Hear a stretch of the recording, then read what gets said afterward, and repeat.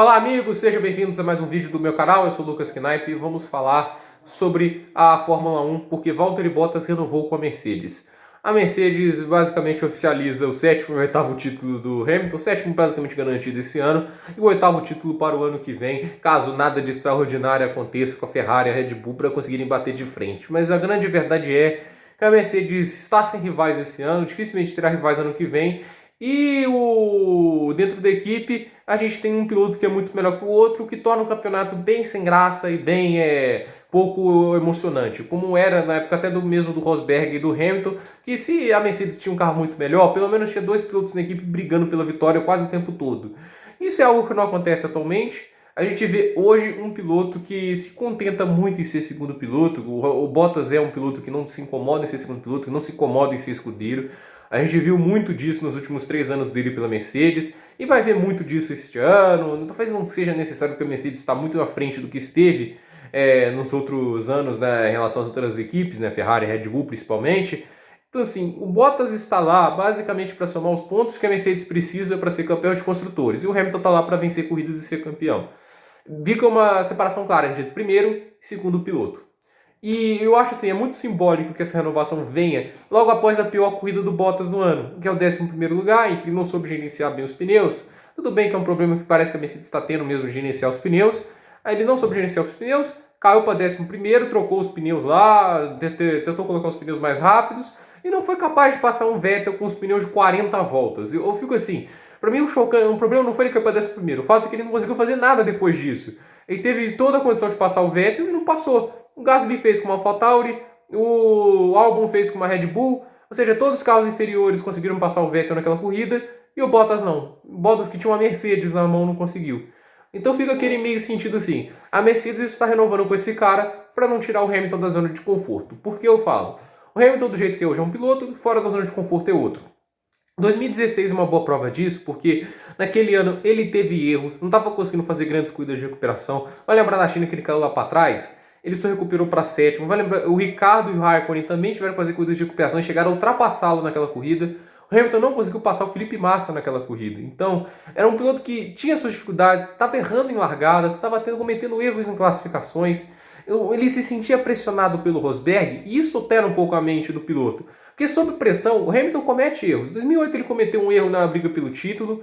Em 2014 ele cometeu um erro no GP do Brasil, mesmo com a situação de campeonato que não era tão complicada assim, mas ele cometeu erros. Então assim, não era um Hamilton que era perfeito hoje, como hoje, que está ali liderando sem muitos problemas. Era um Hamilton que cometia erros e isso o tornava um piloto que não era imbatível. Um piloto não à toa foi derrotado em 2016. E o Rosberg, além de ser mais piloto que o Bottas, conseguia mexer com a cabeça do Hamilton.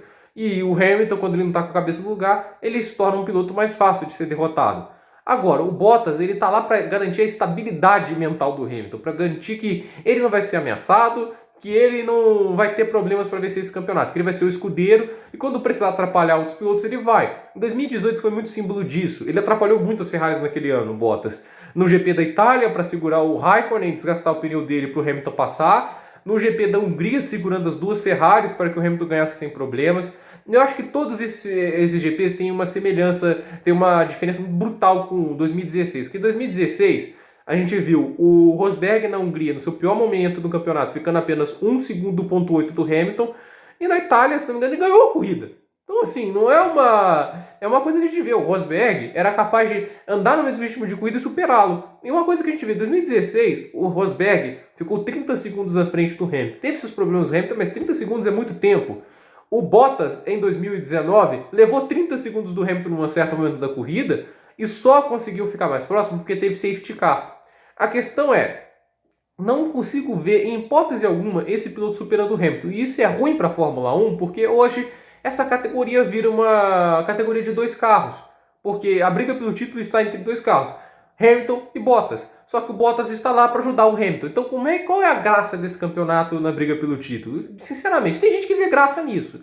Mas eu vou ser sincero, 2004, 2002, por mais que fossem temporadas brilhantes do Schumacher, não eram temporadas que a Fórmula 1 estava vivendo era de ouro. A era de ouro da Fórmula 1 foi 2007 e 2008, até mesmo 2006, quando a gente via muito equilíbrio e quando os títulos eram decididos na última corrida. 2010 e 2012 foram anos muito melhores para a Fórmula 1 no sentido comercial e de mídia do que eram os anos que eram decididos por largas margens de vantagem. Porque o que as pessoas querem ver é imprevisibilidade. Qual é a graça do esporte? Você vê uma corrida, vê qualquer tipo de jogo ali e não saber o que vai acontecer. Isso que diferencia o esporte do cinema. É que saber que na Fórmula 1, tipo assim, você vai ver uma corrida e eu não sei o que vai acontecer, eu não sei quem vai ganhar, eu não sei quem vai marcar a pole. Hoje a gente não tem nada disso. No final do ano passado a gente também não tinha isso. Dava pra ver que a Mercedes podia ser batida, dava pra ver que a Ferrari, a Red Bull tinha alguma chance de vencê-los. Então assim, pelo menos você tinha um negócio assim. Pode ser que seja mais difícil, pode ser que eles não ganhem. Tem aquele negócio um pouquinho de previsibilidade. Hoje não tem nem um pouco disso. Fica uma sensação de que a Fórmula 1 fica um esporte totalmente previsível e isso deixa o produto menos interessante. O Hamilton, a gente sabe que o Hamilton é o favorito da pole, a gente sabe que o Hamilton é o favorito da vitória. E no final, assim, qual é a graça de você saber uma coisa antes dela acontecer? Nenhuma. Assim, um filme, quando a gente vê pela primeira vez, é muito bom. Pela segunda também é bom. Mas quando você vai vendo repetidas vezes, ele começa a ficar chato, você já sabe exatamente o que vai acontecer e você não se impressiona mais. E a categoria entra nesse estágio no momento. E o Bottas é o piloto que está lá para ajudar o Hamilton. Eu falei que o exemplo da Hungria, eu falei aqui o exemplo também do GP da Itália, que ele ficou segurando o Raikkonen para desgastar o pneu. Teve exemplos no ano passado, que ele foi o vice-campeão e que ele seria o único rival direto ao título, como em Singapura, ele segurando o ritmo para não fazer um undercut no Hamilton. A Mercedes pediu para ele andar 3 segundos mais lento por volta e ele fez. E ele ainda tinha matemática chances de título e isso que o cara fez. Então você acha que eu vou ter esperança no campeonato em que ele é o segundo piloto? Não tem. Não tem condição de achar que esse campeonato vai dar certo, que ele vai conseguir bater o Hamilton. Eu não vejo isso. Eu sou uma pessoa realista. Eu vejo o Bottas como um piloto que veio para a Mercedes com um cara que sabe fazer o feijão com arroz. 2016 não tem uma corrida memorável do Bottas. Vai falar, nossa, aquela corrida do Bottas foi sensacional. 2015, 2014 ele até teve seus bons momentos, mas 2016, o ano que antes dele ir para a Mercedes, ele tem um pódio no Canadá que é muito fruto dos erros de estratégia de outras equipes, como a da Mercedes com Rosberg e da Red Bull com Verstappen. E em 2000 e vai para 2017 para a Mercedes, para ser o segundo piloto. Porque 2016, no meio do pelotão, teve gente que conseguiu fazer coisas muito mais impressionantes. O próprio Pérez com a Force India, marcando 2 pódios, um deles em Mônaco, em que ele ficou muito próximo da Mercedes do Hamilton e da Red Bull do Ricardo. Ele acompanhou muito bem o ritmo dos dois líderes. Foi uma prova que eu falei, poxa, que corridaço do Pérez. Nossa, cara, precisa de um bom carro. Eu nunca falei o Bottas com um bom carro. Não, esse cara com um bom carro vai dar muito trabalho. Porque ele já teve um bom carro na mão, que é o Williams de 2014. Ele andou razoavelmente bem, mas quando uns momentos chaves apareciam, o Massa era mais impressionante do que ele. Tanto que a gente viu em 2014, no GP da Abu Dhabi, o Bottas ficou 35 segundos atrás do Massa. Quando o Massa estava motivado, quando ele engatava aquele modo de 2008, o Bottas não tinha a menor chance. Eu ficava assim olhando que, pra mim, eu achava que o Massa hoje renderia desempenhos melhores que o Bottas, justamente por ser um pouco mais competitivo. E quando se sente confortável com o carro, é capaz de fazer coisas muito boas. Agora, o Bottas é aquilo, é o piloto limitado que está lá para ajudar o Hamilton. E quando assim, a gente vê isso, eu não tenho muita esperança para ver se o campeonato vai ficar melhor. Basicamente o Hamilton está garantido no Octa, e o Hector já está basicamente garantido se a Red Bull e a Ferrari não conseguirem reagir rapidamente.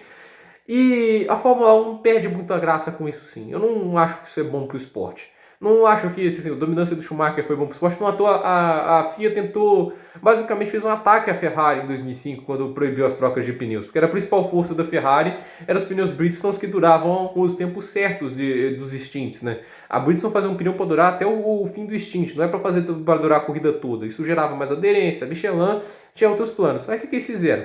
Mudaram o regulamento para a Ferrari perder a dominância. Funcionou. Então, era uma Fórmula 1 que não gostava do fato de ter uma equipe dominando muito mais que as outras. E isso, às vezes, é legal que eles mudem, mas às vezes eles mudam errado. Eu acho que a principal mudança errada foi fazer, tipo assim, carros mais largos. Eu acho que isso estraga o espetáculo. A gente viu quanto está mais difícil de ultrapassar nesses dias do que era em 2016, 2015, 2014. Então, assim, eu acho que a Fórmula 1 de hoje deve muito para algumas edições anteriores. Se ela vai melhorar em 2022, isso é outra coisa. Eu não estou com muita esperança para aquilo lá, porque é o mesmo caminho que a categoria tem tomado desde 2009. E de lá para cá, não foi uma categoria que ficou melhorando. Teve alguns anos bons, como 2010 e 2012, mas foram anos meio perdidos no tempo. Então, eu vejo a Fórmula 1 hoje com uma séria dificuldade de conseguir competitividade. Até porque talvez a FIA seja muito incompetente para trazer isso. Porque toda vez que ela tenta trazer isso, ela traz um domínio novo. Então, eu vejo uma forma muito burocrática, muito difícil de você fazer evoluções, não pode mais testar os carros. e no final você meio que quem tem o melhor túnel de vento, quem é mais eficiente nessas condições muito burocráticas consegue vencer. E a Mercedes se destacou nisso. Tem o melhor motor e tem uma equipe que consegue reagir melhor com a ausência de testes de pista. E nesse sentido a Mercedes acabou se tornando a melhor equipe e muitas das equipes que não tiveram muita competência nessa situação para segui-la. E a Mercedes não tem dois pilotos do mesmo nível hoje, mas se o Rosberg tivesse uma inferioridade ao Hamilton não era uma coisa gritante, não à toa ele conseguiu vencê-lo no campeonato. Então é uma Fórmula 1 que para mim não tem muita equilíbrio, eu acho que isso me decepciona muito, porque no final pode ter brigas pelo meio do pelotão, mas você não vai é muito prazeroso assistir uma briga pelo sétimo, pelo oitavo, pelo nono lugar. Você quer ver briga pela vitória, porque lá é o que realmente importa e lá onde as corridas ficam realmente legais. Porque uma corrida sem briga pela vitória, né, que tudo que o cara lidera de ponta a ponta, normalmente não é uma espetacular corrida. Por esse dia é isso, gente. Tudo nos comentários, deixa o like, se inscreva no canal, desculpe se meu desabafo aqui no final. Pode se parecer um hate de Hamilton, não é, gente. Eu acho o Hamilton um baita piloto, um piloto muito brilhante.